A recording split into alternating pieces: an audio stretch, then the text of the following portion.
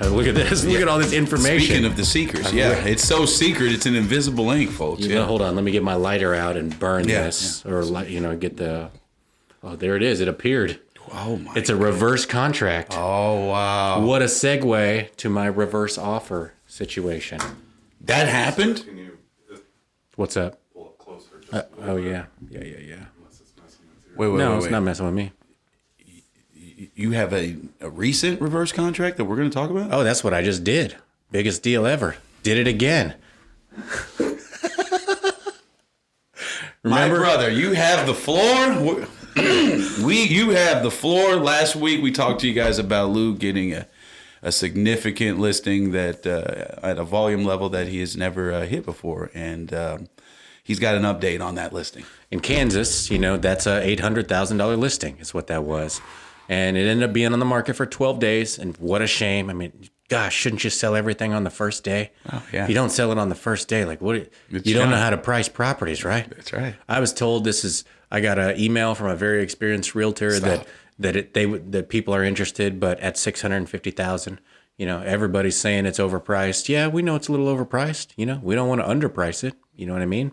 So I can't tell you what it's sold for, but I can tell you that 8 days in, 7 days in, I was told that I had an offer from somebody on a Friday, and were you told that an offer was coming, or that it's there? Just open your inbox. That it's coming over a 2-day process, 2 or 3 day process. They're asking questions. They're saying we're probably going to write an offer. They're saying that we wrote the offer. They're saying that hey, we're going to send it to you tomorrow between 1 o'clock. We're going to talk again, and then Saturday 1 o'clock comes, and it turns out we're not going to submit an offer. Okay.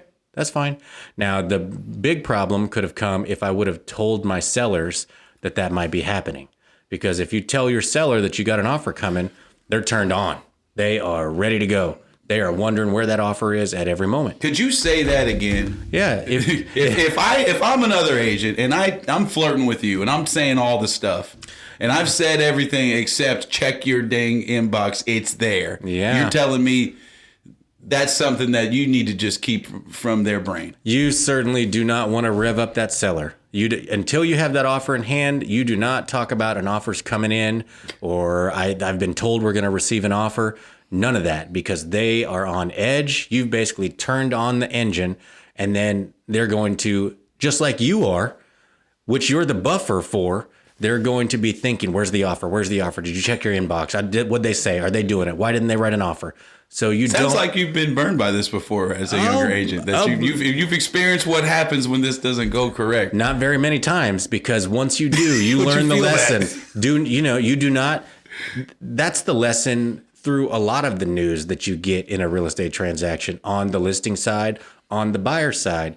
You just don't immediately report it to your client, because I don't think you report it until you know what to do or until you've thought about it for a little while. But I think a lot of agents, they get a message and then they relay it to the seller or the buyer immediately. And what that does, it gets their wheels turning. It starts making them worry. And that's what our job is to do, is to buffer all those emotions and buffer all the ups and downs. Our life is an up and down. And so that's what I did with this offer that never came. Never came. And even I spoke to this agent face to face the next Friday, because what we did next is I had already been told by 4 to 5 agents that they had people that were interested. There's a lot of communication going on in that whole last week about, hey, they're asking me, do you have any offers? I'm not telling anybody anything about whether we have any offers or whether anybody has said that they're bringing one, because one, I don't want to lie. When I say lie, I don't mean like I don't want to tell an untruth. I don't want to seem like I told an untruth. Ooh. If I tell you that somebody told me that they're bringing an offer, or we're supposed to get an offer today and we don't get one, then 2 days later, this other agent's thinking, so this guy's lying about getting offers. He's one of them. I can't believe him when he tells me that they have an offer or there's one on the table. So, you have to think about that ahead of time. And none of this happens if you sell the house on the first day. If you underprice it and you have 8 offers, and you sell it on the first day, you don't have to deal with any of this. But in this situation, you're talking about one of the most expensive houses selling in Topeka in the past 6 months or a year. That was literally incomparable. We can talk about comps. Yeah. We can talk about value. Yeah. Good luck finding another one of these. That's why we had the $150,000 view conversation. You know, you have been setting me up for this moment. See, I told you the secret bullet points right here, the invisible ones. Hey, I mean, boy be building. So people would ask me, I'd just tell them, look, I can't tell you. I already had a conversation with the seller about that. And I advise you to submit your offer as soon as possible. And, you know, I felt bad saying that to that agent that was saying he was writing an offer. And then when I talked to him the next Friday, he and I laughed about it because he goes, I know you can't tell me that, but I can ask you. Yeah. I'm going to ask you and see what you tell me. And when you told me, it didn't bother me. And I felt a little guilty because he had been communicating with me the whole time that they were going to bring an offer, telling me different things about about it. And so in the end, they're not the ones that bought it. Those people wanted to move closer to the airport. So again, what we did is the 4 or 5 people that were interested, I coordinated it with the seller and we told them, hey, we're going to reduce the price by $25,000 in 2 days. So right now you guys have inside information and I know you guys have interest. So if you want to make an offer before the rest of the world knows that this price is reduced, then you should do it.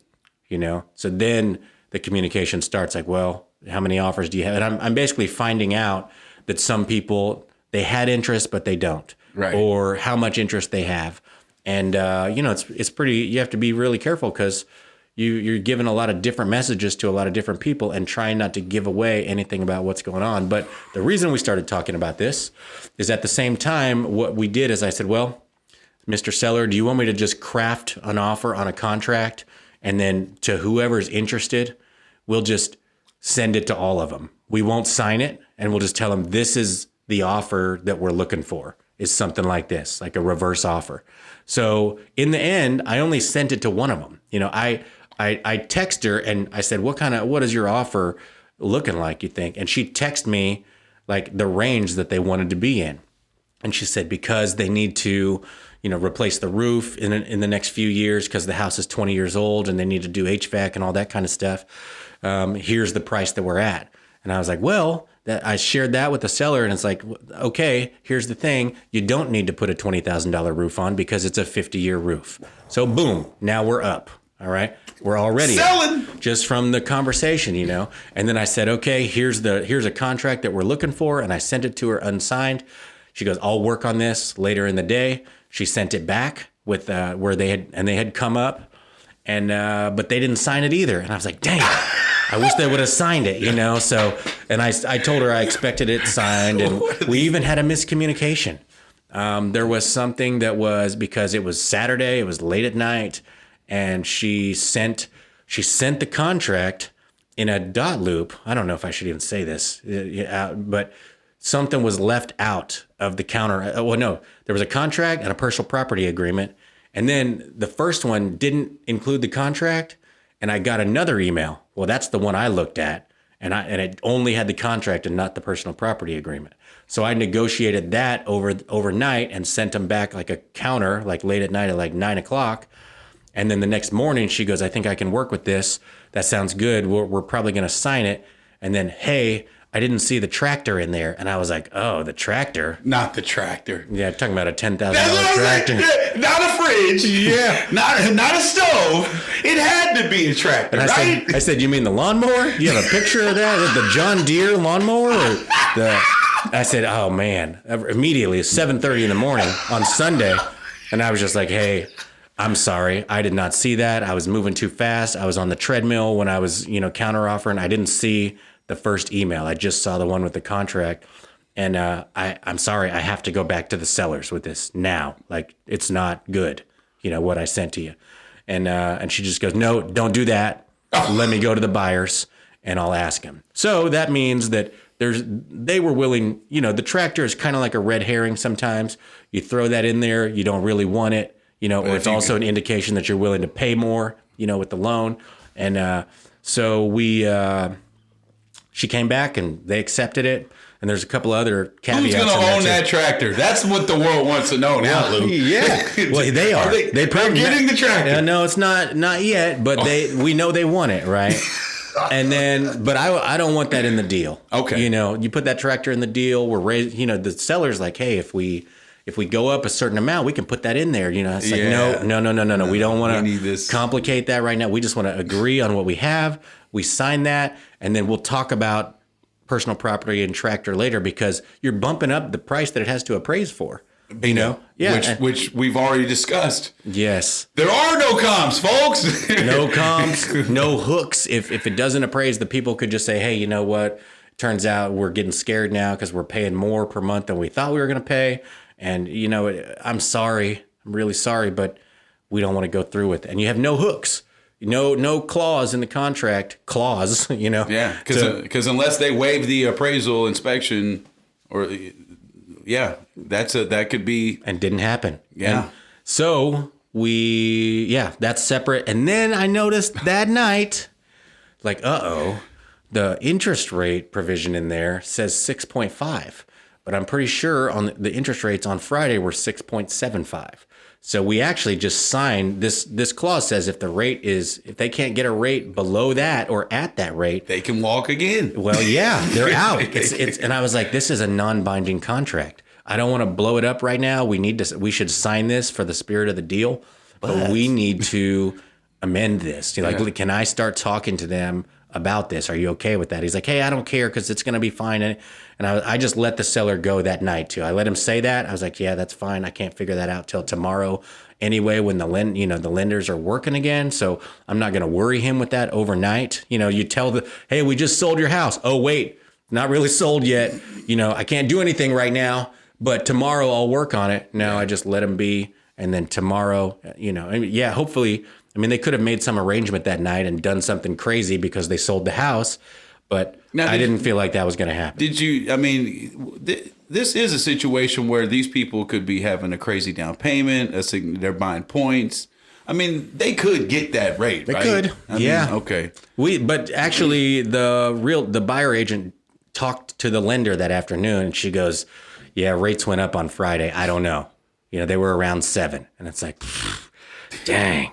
So next morning, they still didn't lock at below, not at 6.5, not even she goes, she's going to float them because we're thinking the rates might go down in a couple of weeks or something. But they're not locked in. It's non-binding. The contract is non-binding.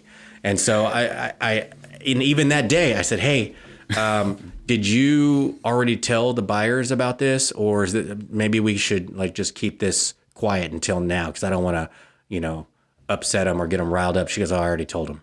We're talking about 2 minutes, 3 minutes, maybe 10 minutes, And I was like, dang, okay, well, all right. I guess hopefully they don't get cold feet overnight. And so the next day we signed an amendment up to 7.25%.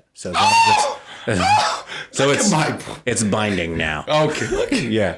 And now I'm willing to talk about the tractor. Before that, I don't want the tractor being involved in any of this because I don't want to be in leverage for, we will if we get the tractor for $5,000 or something like that. It's the lowest rate on earth. And So now it's cash time, or now it's cash tractor time. And there we go. That's a lot of details about a deal. I didn't say any names. We didn't say any addresses. I am not aiming. I apologize for if anything is, not cast in the best light. That's not my intention. I just want to communicate to the audience about facets of real estate contract particulars and negotiation. So let me ask you if you're anything like me, right? Mm-hmm. Do you feel like there's more work ahead of you when the listing goes live or after you get the contract? When do you feel the most pressure to really perform? When do you feel like all bets are off? Because we're already talking about a significant listing. And even if it's not a significant listing, there's butterflies, there's feelings before you go live. Did I do everything right? No matter how long you do this, you're going to have some of those feelings. But when if you could quantify your pressure feeling now that you got the contract versus when you put it out there for sale? There's two phases that cause a lot of feelings for you. One of them is a grinding phase. It's a lot of hard work and high stakes when you might lose it. the whole thing could unravel. And the other one is a lot of anxiety in the judgment of what you've done and whether you're actually going to sell it. So like when you list it, that's what you feel like, hope I got it right. Hope I got the price right. Hope I didn't mess up one of the descriptions. You know, you have to be on point for the next 24 hours in case you mess something up. You need to communicate right with everybody. I feel a lot of anxiety at that time. There's a lot of hustle and bustle because you also had already been working like 2 or 3 weeks or longer just to get to that day. So I'm with you there. I totally still feel that all the time. The second one is the grind. You know, because you already know you have the deal together, but now it's really hard because you had inspections and there might be a lot of repairs to work through and everybody's mad. The seller's mad, the buyer's mad. In our city, what we do in our contract is we set a threshold already, and that gives us a threshold for the buyer's tolerance for repairs. So that gives us a signpost that we can use in that repairs negotiation. That's right. So nobody's completely blindsided once we get there because in the initial contract, the buyer said what they would tolerate once that happened. But when those rules, that signpost is infringed upon, like we go across it from what the buyer wants or what the seller wants, there's a lot of conversation going on with both sides, with the agent. Again, everybody's mad, and you have to cast it in that light even before you get into a contract. Hey, remember, everybody's going to be mad when we get to this point in the deal. And, you know, when you hear about real estate transactions falling apart, like nightmares, it's not at the beginning when you're writing the offer. That's not a nightmare. That's just a dream or it's nothing. That's right. But when it falls apart during the inspection phase, after you've been tied to that property for 3 weeks and you've spent money as a buyer and the seller has made plans to move to another house, it's super high stakes. And when it falls apart, it's a nightmare. Everybody lost money, everybody lost time, everybody's angry, and nobody got paid. So definitely after the contract, is that another level? Because you've explained both aspects very well, and the audience appreciates that. But come on, you got to give me what I need. I feel like the first one, the listing day, is worse. Really? Because you don't have the sale yet. But the repair one, I feel like I can get through that. I feel like that's where we make our money. That's true. But provide our value. That's for me. I actually believe it's when the contract happens for me. Yeah. Honestly. The most where you have the most feelings. I have the most worry. We can't survive a mistake at this point. I feel as if if that deal has a chance of falling apart, the record cannot show that I had anything to do with leading up to that. And so the pressure that I tell my folks this, you know, whether I'm helping somebody sell a house or buy a house, because they think because I showed them 11 houses and sacrificed a bunch of dinners with my family, that, you know, that's the hard part. And for me, no, now that the bird is in the hand, I am responsible for delivering it to the final destination. You mean the phase of writing the contract? No, I mean the phase of they have selected it. Damn, because there's plenty of anxiety coming with that. You know, you're trying to buy a house and there's a bunch of other people. But for me, once we're under contract, the expectation, there's a reason why a ton of realtors go right out there to the signpost and put sold when it's under contract. Because now I don't do that. I'm an under contract guy. I'm a little bit of a superstitious type of guy that ain't over till I don't want to. I don't want to feel that. I don't ever want to remove a sign that said sold and then put for sale again. Now if it's under contract and it don't end up sold, that's a whole nother deal. But I say all this to say the expectations once papers are signed is a lot of times people feel like it's over. But because of our knowledge, we know that there are several things, depending on the strength of that offer, how everything's structured, that it ain't over. And that special care has to make sure that things happen the right way. I mean, I am now dealing with a deal in which I am the buyer's agent that was supposed to close on January 29th. Folks, it is late March right now. It is what, March 21st? Yeah. We're almost 2 months. I have never had a deal go this crazy. Past closing? past initial closing date, we have still not closed. Title company now has funds. The buyer has even signed some stuff, but there's still a couple of things behind the scene with a non-local lender that is lighting me on fire. But not to digress, because we've seen the pain of what happens when somebody thinks they got something. They start making plans. They start spending money. They start buying appraisals. They start buying inspections. Yeah. If I list your house and I'm a dummy and I told you it's going to sell the first weekend and it doesn't, well, guess what? I caused that by setting up wrong expectations. True. You can manage that. I didn't have to do that. I can manage that. And if the house don't sell right away, if I'm really next level, I already had a provision for that. Hey, if it don't sell at this price in this amount of weeks, we're going to go to this price, and they go, okay, I'm okay with that. All of that stuff. But once you're in and people start making some real expense, maybe there's a domino deal. Maybe the people selling you the house, are buying another house too. Yeah. Or maybe the people that you're helping buy a house have to sell a house. So once you're under contract, man, it's very important that you have a great relationship with the title company, that you know the lender, all of that stuff, because, I mean, the escrow period that we're talking about is a beast. Like, that's where once you're under contract and you're going to closing, that's where everything gets uncovered. You're peeling the top back and finding out if there's anything wrong, investigating as deeply as you can. And, I think you might be like this too. I feel like that I enjoy that challenge.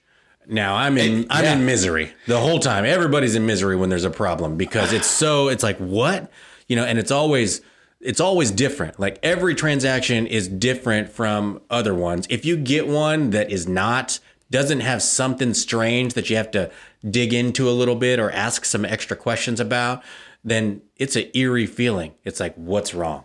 Like, what am I missing? Did we not look at something?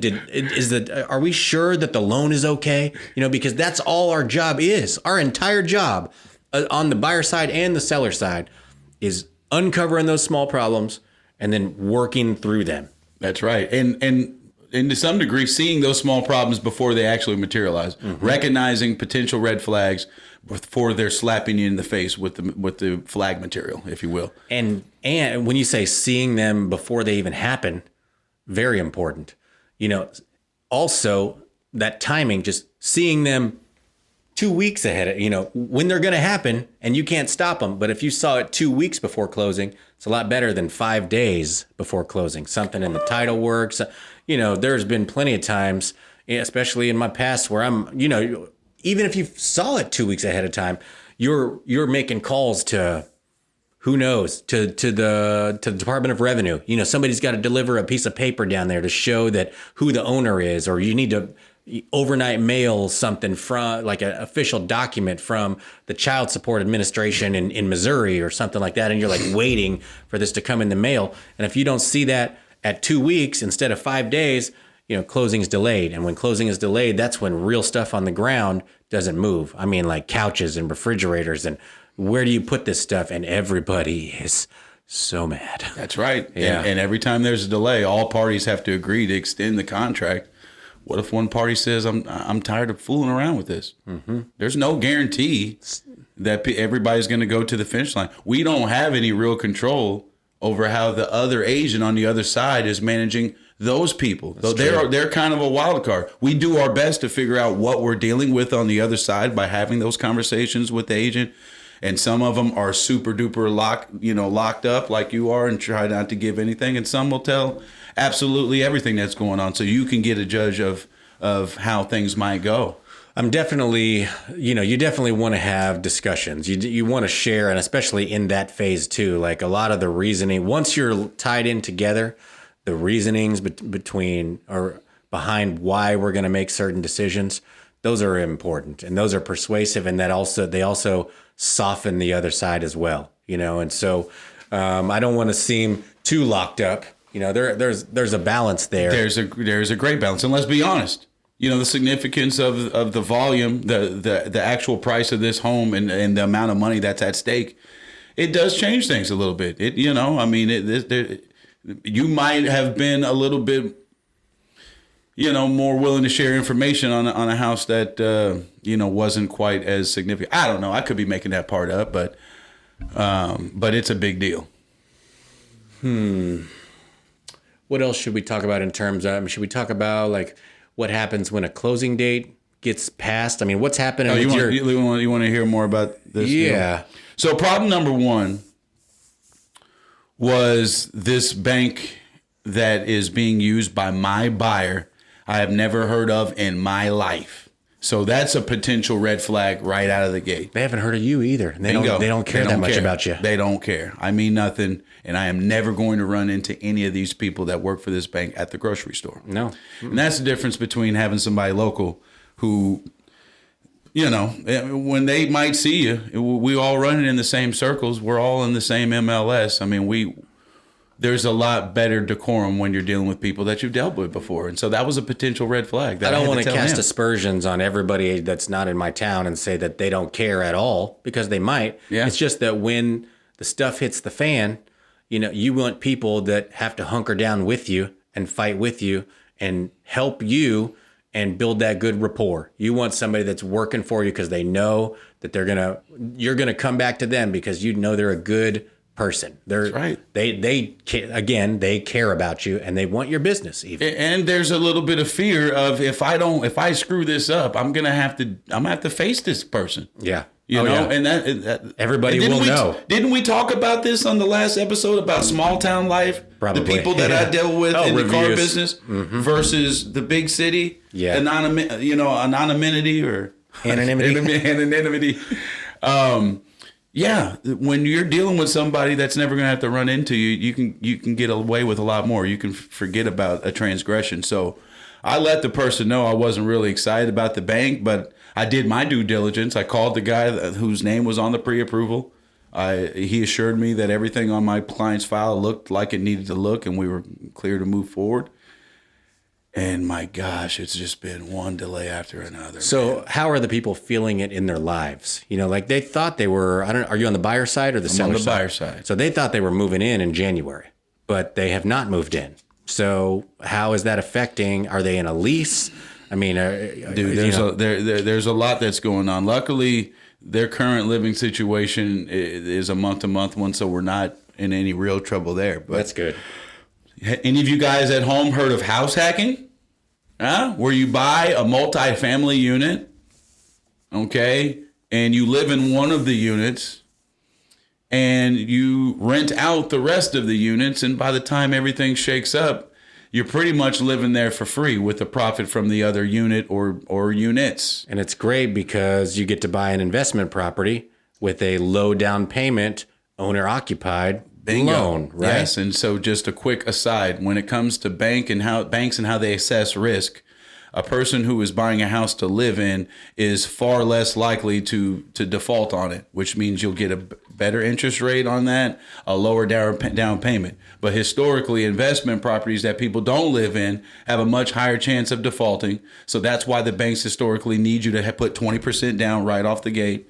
And also why interest rates on investment vehicles are higher, because it's just a higher risk to the bank. They have to make more off of it to offset the ones that don't go right? So to be able to have your cake and eat it too, get an FHA loan 3.5% down on a fourplex and be able to rent out the other three. In this case, that's a 16.5% decrease or less down payment than you would need to just buy an investment property regularly. If you want to buy an investment property, if you want to become a landlord, you have to put 20% down in most cases, all cases, except for house hacking, like Chris is telling us about right now. So I'm helping somebody do something that we've all heard of in our space, but a lot of us don't get to help somebody do. So I was actually running back to the place once after we got under contract in the middle of these polar vortices. Vortices. Yeah. Voldemort.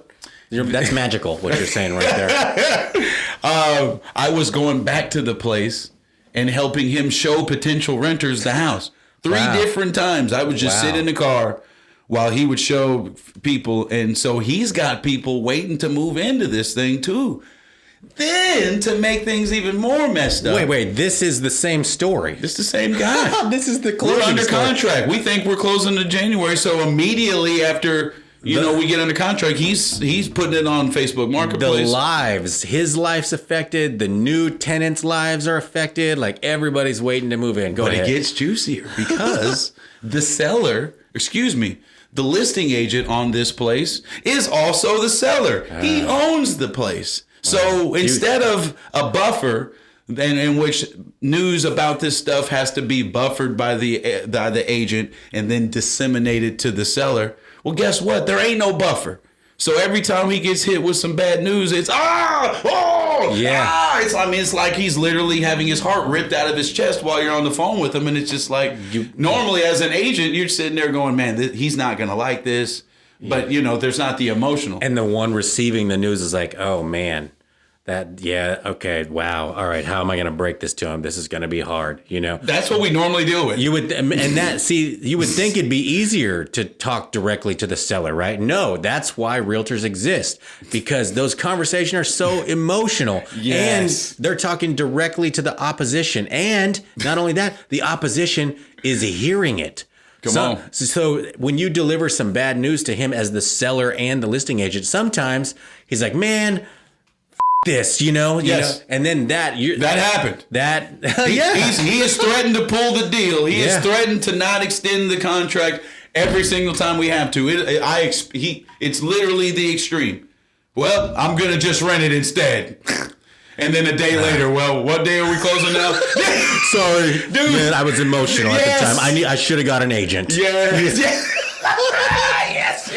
Jeez. Dude, so that one's been fun. It got so crazy to where we have been told that we were clear to close now 3 times, even to the point. Have you ever had this happen?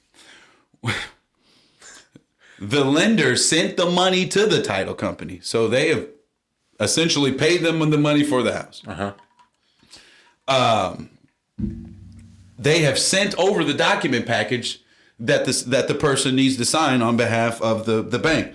The title company handles all that. They've sent all that over too, but they have not given us the final approval or the absolute final everything's good to go. What do they need to approve now? Like, has the hair sample not arrived at the register of deeds? It was just stupid. It was all things that had a proper phone call happen, which we have not gotten from this bank.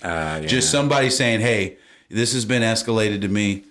I'm calling you at the title company. Let's go through everything that you need. I'll get this thing." This is what's not happening. And see, at the local banks, if we're having a problem with the rep on the bottom, we can literally call the president of the bank. We've already met him. We already know him, and say, "Man, something ain't feeling right on this one. Can you look into it?" And the bank person locally even knows the inside person at the title company, who the lawyer or whoever it is that makes the decisions, and they can just call that person. Or when they call the title company knows who they are, and they know that this person knows when a situation should be escalated. And if they're saying escalate it, then they do it. But a lot of times you just, it's like going through the channels. You got to hold for 10 minutes and get on talk to the first guy so he can say, "Oh yeah, I can't help you. Let me move you to the next guy. Hold for 5. Oh, call this phone number." So you're dealing with bureaucracy, if you will. Yes. Inefficient one. And locally, that could have been better. Yeah, because technically, the bureaucracy and the corporateness is still there at almost every bank. But when you get on a national level, and these banks are so huge, we have all been assigned a person who has an extension, right? And you call them and it goes straight to voicemail. And then you hear some crap like, "Hey guys, I'll be out of the office until, for 11 days. If you need something, email this person you never heard of in your life." And that's if you're lucky, they'll even give you that. And just bring them up to speed. Yeah, or you'll send an email of some important stuff, and then you get you get the fabled bounce back email that immediately comes right back and says, "Hey, I'm out of the office for 11 days on vacation." You go, "Didn't tell you. You could have told me that this is probably planned." So these are the kind of things that happen. And honestly, there are certain agents And apparently I'm becoming one in front of you guys right now. Metamorphosis. Yes. He was a caterpillar. Who they'll get an offer, they'll see a bank, and they will advise their people, if these people aren't willing to change banks to somebody that I'm comfortable with, we won't accept this deal. That has happened to me before, and I've been thinking, man, that seems a little bit unreasonable for you to, demand something like that. But that's somebody that's been hurt before. I'm watching you, and you do, when you say that distasteful comment, you do look a little bit like a pupa, you know? Yes. I mean, soon you'll be beautiful, but right now I'm thinking, pupa. I'll never be the same again after this one, that's for sure. Well, it's springtime, bro. Today is the first real day of spring. That's right. Last night it turned. At 10 o'clock and, Central Time. Weather should be good. Now, I have a story about something going past a closing date, and it has to do with great weather, too, because these people were from Hawaii. This was back in 2008, maybe 2009. I was a young pupatic realtor, I had just gotten in the business and at the end of 2007, and the mortgage industry was falling apart. Yeah. Real estate was crashing. Yeah. Okay. So I had my client come in from Hawaii. She wanted to buy a house for her mother. We found a house over in the Lycans Foster area. We put it under contract. I think we had a loan with Bank of America, and Bank of America was one of the largest ones that had issues with the mortgage crisis. So, and they're just one of the largest banks, period. Yeah. And at the end, they froze all the loans. Bank of America froze everything. No loans were closing because nobody knew what was going on. Well, the thing is, the guy who was selling the house lived across the street. He had two houses. So and since these people were from Hawaii buying their mama house, they asked, and I executed this, the guy allowed it, if they could move in early before closing. Early possession. Now my practice would be no, it can't happen.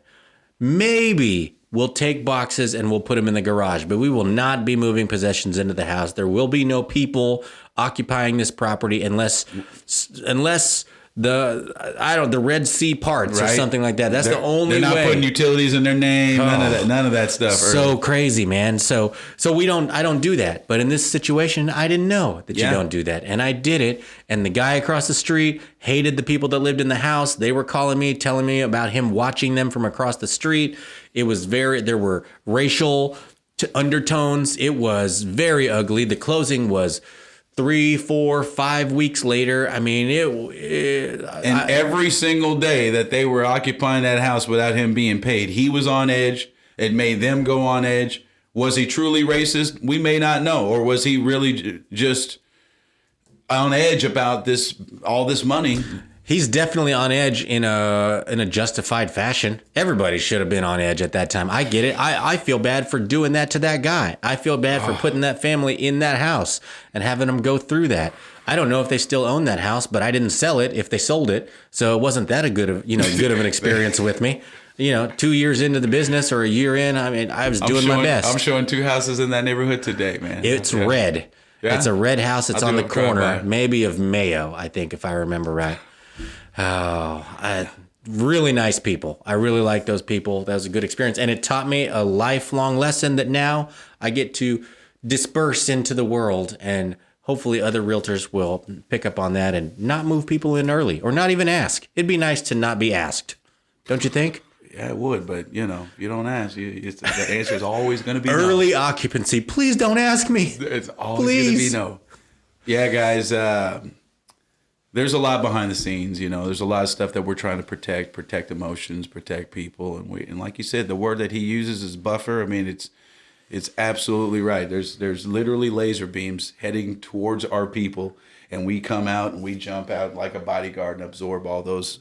And a few strays might hit them, but we definitely lessen the impact that it hits them with, and sometimes they never even realize that we got shot because it's all happening behind the scenes. Mm-hmm. Something that could have been a problem we were able to get a hold of, and we never even alerted them because there's nothing that they could have done. Why start a fire over there that can't be put out? Yeah, just to be transparent. One thing that we're trying to do, as just on our team, is we're trying to keep a list of all the things that we do. Not to, it's one thing to tell people that I'm going to protect you from this and I'm going to make sure that this doesn't happen and all that. And then, like you said, sometimes you're that superhero and you stop it before it even happens. We're trying to keep a list of that so that in the end, when it all seemed easy, then there's still stuff that we did.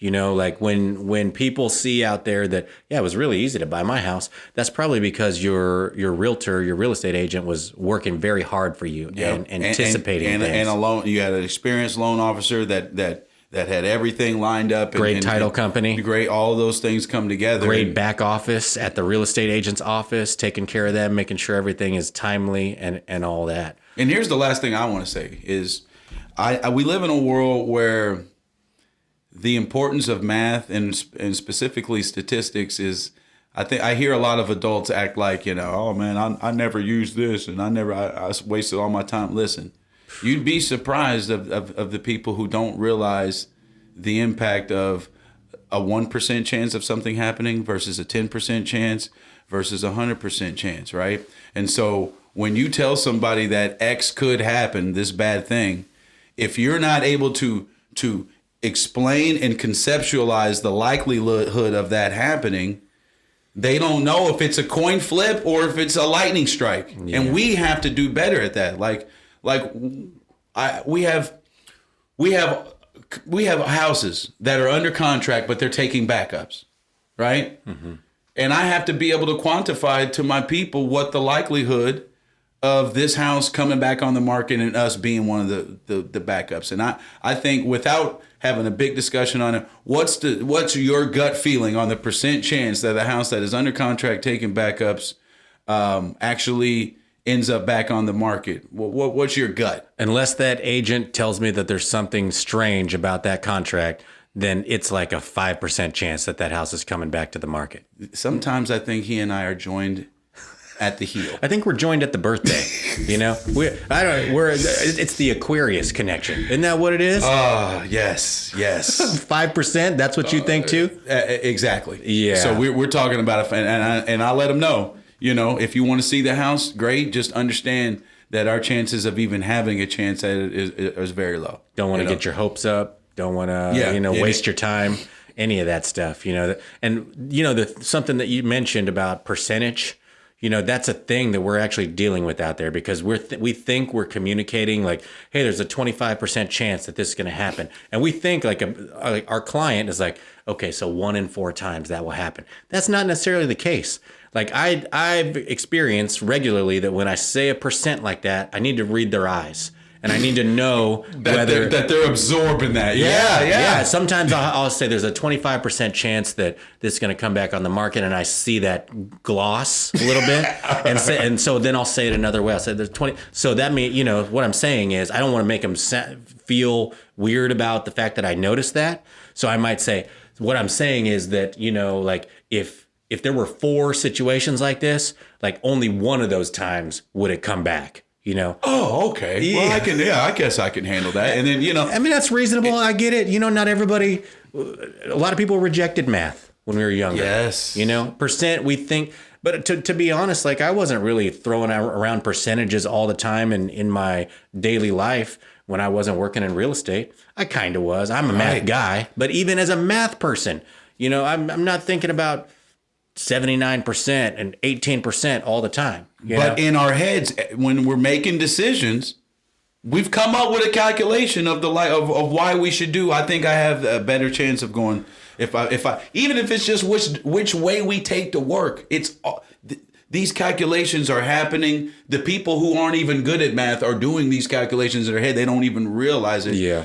And that's a whole nother story. That's probably why they had to come out with Common Core math and other ways for people to understand math. Yep. Because if you just leave it to just pure memorization, you have to remember what 5 times 4 and 6 times 3 and all that stuff is. That don't work for a lot of people. Yeah, because all math builds on other math, and if you miss the math before that, then you can't understand the math afterwards. As well. And if you're going to manage expectations, you've got to be able to let people know what the likelihood of certain events are. Today, so we're pretty close to closing here. You mentioned, being the superhero or somebody that's defending your client. We're in a climate right now where there's news out there about buyer's agents not being paid, a change in the commission world, a change in the whole real estate model. And the question is, what is a buyer agent being paid for? And I think, buyer agent, yeah, that's great. Everybody knows there's an agent out there. There's also agents that work for the feds, the IRS. There's agents that are, for sports guys and all that kind of stuff. But so I think like coining the term like the buyer buffer, like that's what we are. The buyer agents, the real estate agents, we are that buffer for that buyer so that the news doesn't hit too hard. And we're like the filter too, we're making sure that the right stuff gets through to the buyer so that they can make that good decision. And all those two things, those are protection, like you said, like a defender, a superhero. So absolutely. I hope that message goes out there to the world with this message about commissions and issues with commissions. And that's about all I have to say about that. I love it, man. No, I agree 100%. And we definitely have value. And, I think what's happening in the industry, while it seems a little bit negative, I think it is going to weed out some of the people who should have never been doing this. And ultimately, we will become a better industry because of it, honestly, because of transparency and letting people know exactly what is happening, why it is happening. And I believe that's one of the strengths that I have and what I offer is not just being an agent, but being a teacher. A legitimate teacher, so nobody feels like the wool was pulled over them, and people understand why they are doing what they're doing, and not just being told to sign this, and people need to know why things are happening in a transaction and what they're paying for and where it's coming from. So that's all I gotta say about it. They're coming out on the end protected and educated. Come on, that's the goal of these guys here who are with you guys while you're hanging with the homeboys. Thank you. We'll see you next time. Like, share, subscribe. That's right. Peace out.